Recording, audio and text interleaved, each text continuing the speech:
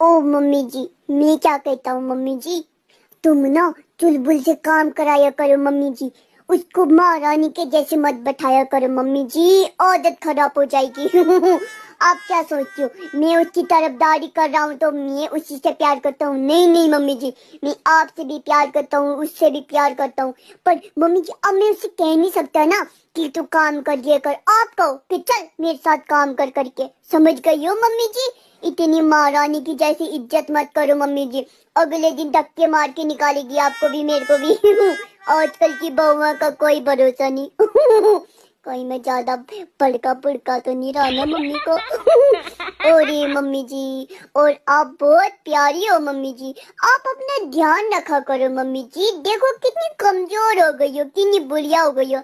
जो मैं आपके लिए काजू बादाम लाया हूँ ना मम्मी, उसको खाना, काजू बादाम खाना, रोज खाना मम्मी, पानी में वो सॉरी